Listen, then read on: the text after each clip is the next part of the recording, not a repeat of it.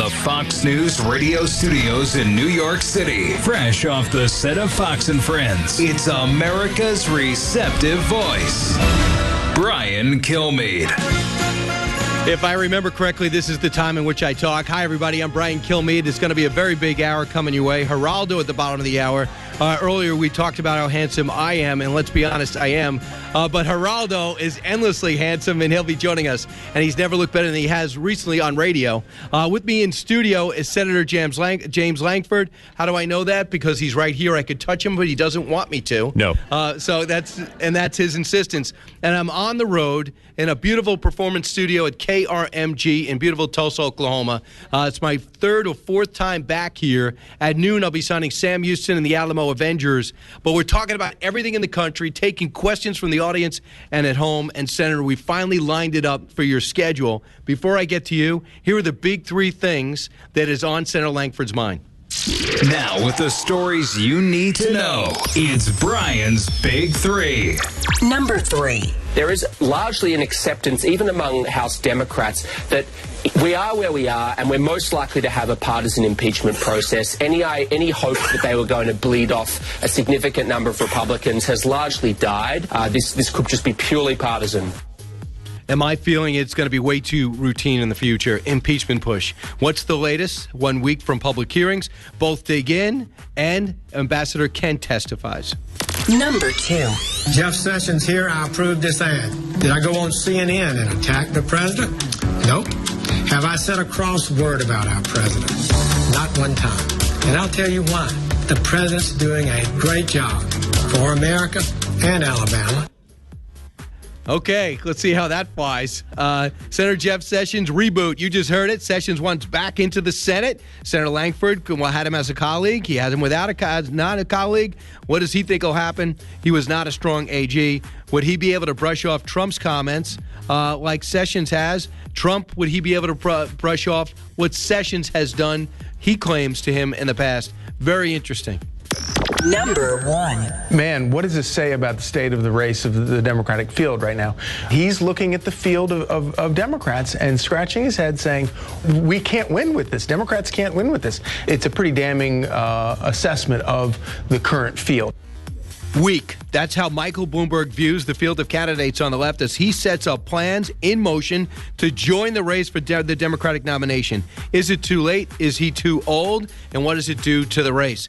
Now, without any further ado, he calls Oklahoma home. He represents him in Washington. And I have a hunch, without asking him directly, he prefers to be here than there. Senator James Lankford, ladies and gentlemen. You have had the opportunity to be able to come to one of the greatest places in all of America, to be able to come to Tulsa, with the Oklahoma. greatest people. You know what? I laugh at the rest of the country. They think great barbecue is the McRib sandwich. Welcome to where real barbecue actually comes from. So, in other words, Senator Lankford, if there's a drive-through, it can't be good. Well, we have drive-thrus and great barbecue as well. So you do? There's actually more barbecue in Oklahoma than anywhere else in the country per capita.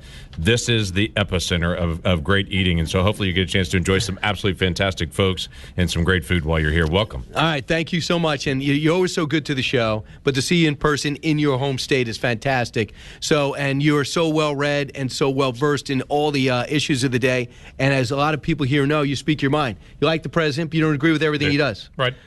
Jeff Sessions used to work with him. He wants back in. Was he a good senator? He actually was a good senator and did a lot of great work and was very, very engaged on policy areas. Obviously, he was the first supporter of the president, and he was the key supporter for the president among the senators early on.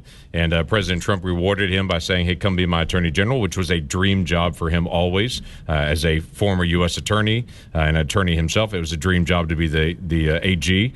And then the president, he obviously didn't get along well. And the biggest issue that I really heard from the president was he wished that he would have known early that the attorney general at that point could not have supported him on the Russia campaign, but the Russia whole conspiracy and all that farce that came up. But Jeff told me flat out, I didn't know I couldn't do that either until I got there, and all the attorneys said, hey, you worked on the campaign. You can't be the investigator for the campaign if you worked on the campaign. And so he had to recuse himself, which frustrated the president and frustrated Jeff. Should have quit. Well, that's the big challenge then, is to say that. And obviously the president, you work at the president's pleasure. at that point, as everybody does. Right, and Doug Jones being there in a very red state, you could have had 54 seats instead of 53, right. And it's not going to be that easy to hold on to the Senate this time, and they're pouring a lot of money against GOP candidates. Oh, yeah, there's a lot of money that they poured in against GOP candidates. They really want to take back the Senate. You talked about Michael Bloomberg earlier jumping into the Democratic race. Michael Bloomberg dumped in a ton of money, including in Oklahoma, to be able to try to win Democrat House seats last time. That was his big focus, but he was also laying the groundwork, obviously, for his presidential campaign at that time. Senator Lankford, this is Oklahoma. This guy wants to take everybody's gun away. He's pretty clear about that, that he wants to take everyone's gun away, that he wants to be able to, he knows what's best for Americans, and he's going to tell them what's best. And that and green technology, and the point would he actually destroy the energy industry, which matters so much to people here, and to me as an American, because it provides us independence and security. And we saw it would happen when those Saudi oil fields blew up.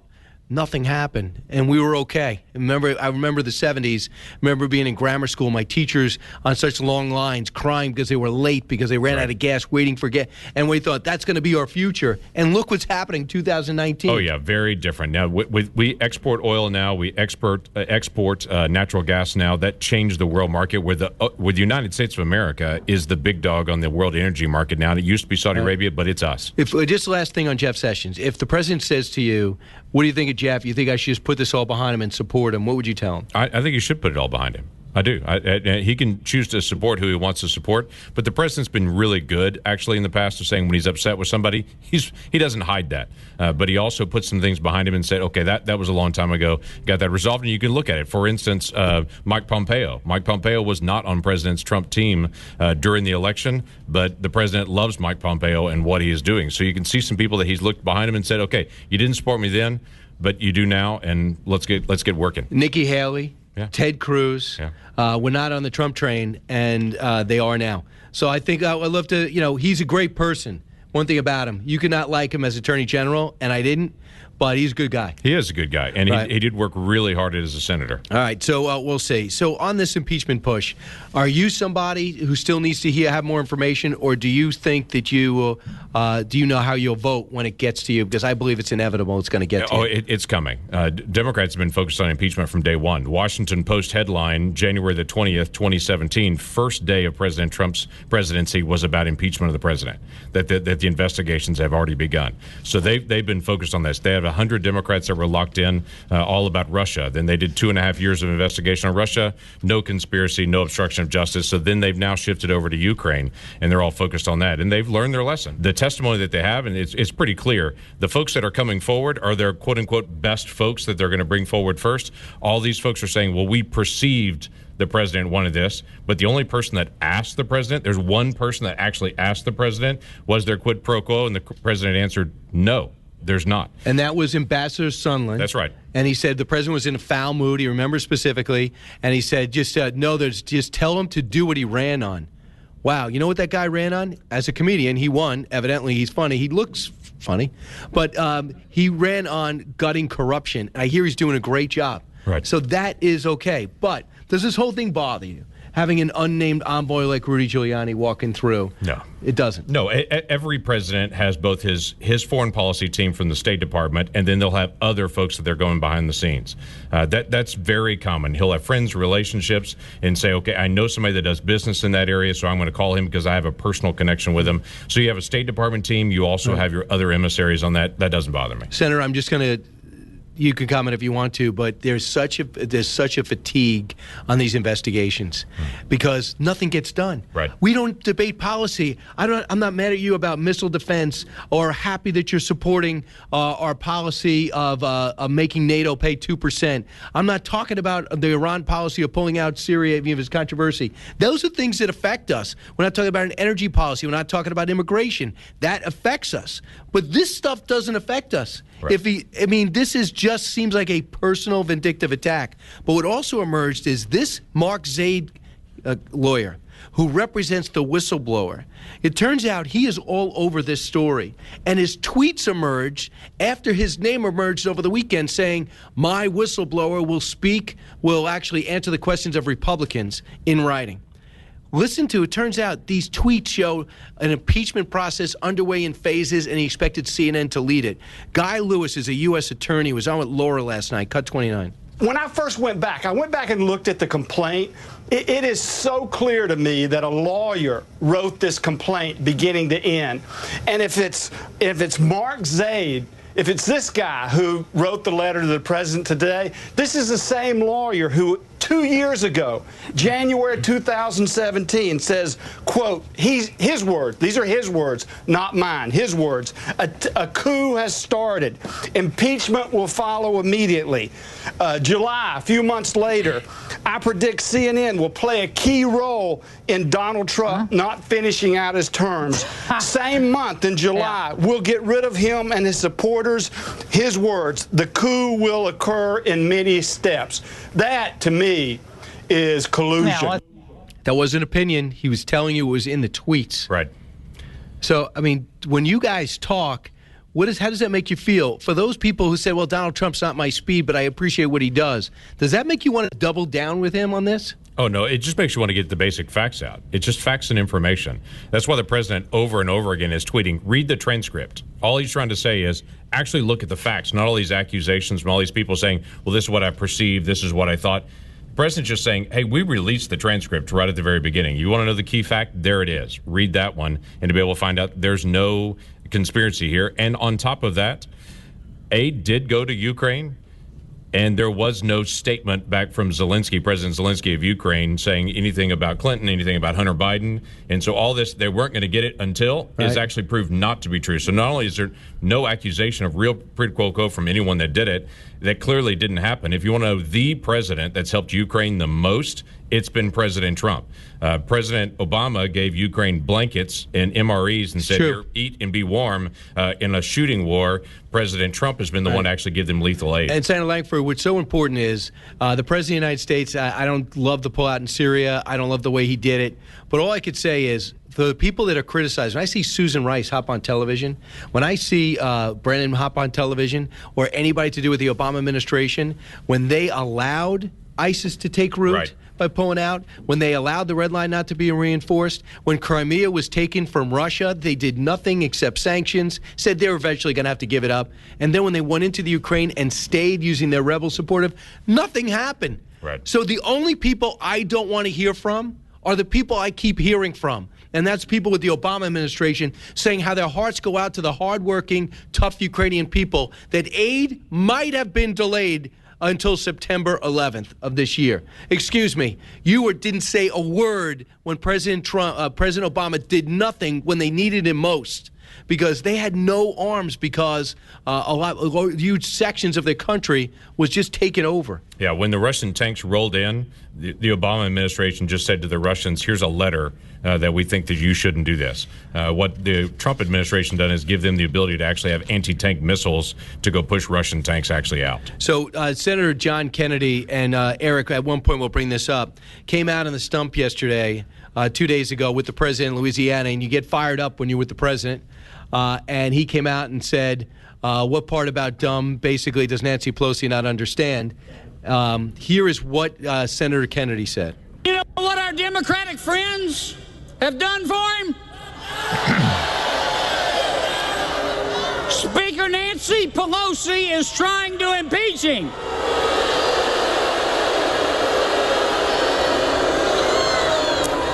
I don't mean any disrespect, but it must suck to be that dumb.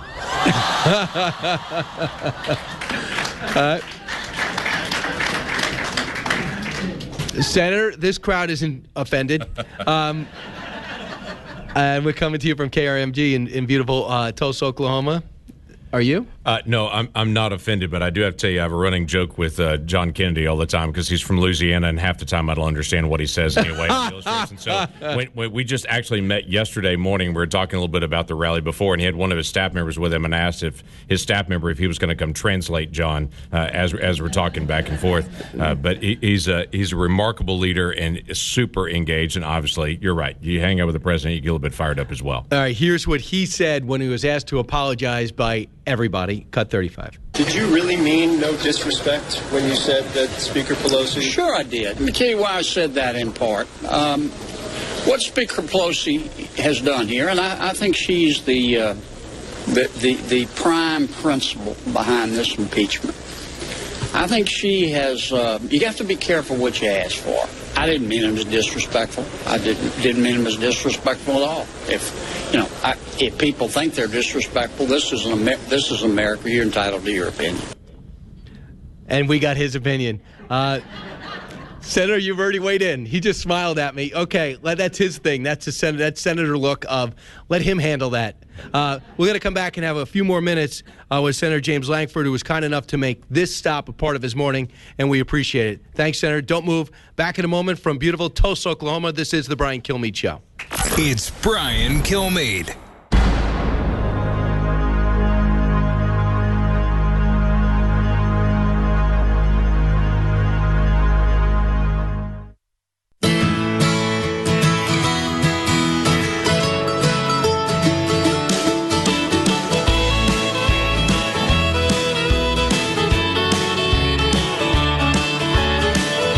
Mouth to your ears. It's Brian Kilmeade.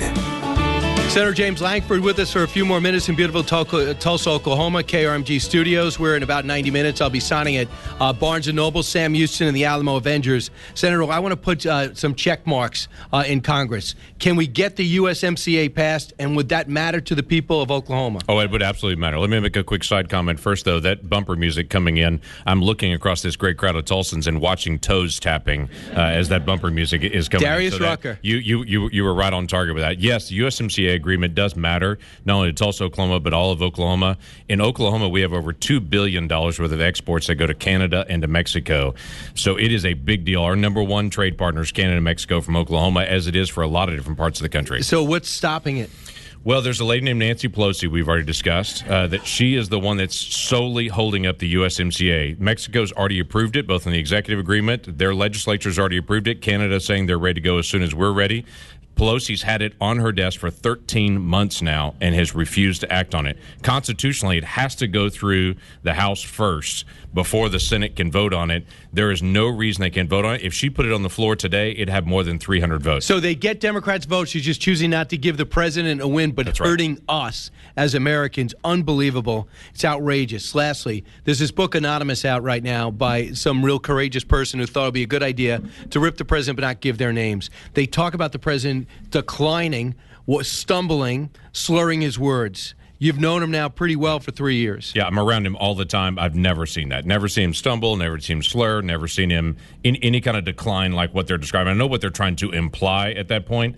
Of all the times I've been around the president, I've never seen anything like that, and I've been around him late at night, early in the morning, in the afternoon, never seen it. Does he have your support for re-election? He does, actually. And based on the policies, just look at what's happened with trade, with taxes, with what's happening in criminal justice reform. I can go on and on and on. The things that he's been able to accomplish are really amazing for the American future. And for what I can tell, the people of Tulsa, Oklahoma, and of all of Oklahoma have to be happy. You have a consequential senator who wants to get involved in every issue that matters to our country. Most importantly, the best decision you made to come here today. Can I just say that? Thanks, Brian. Good to see you again. Great man. Senator James Lankford, back with you and Geraldo in just a moment.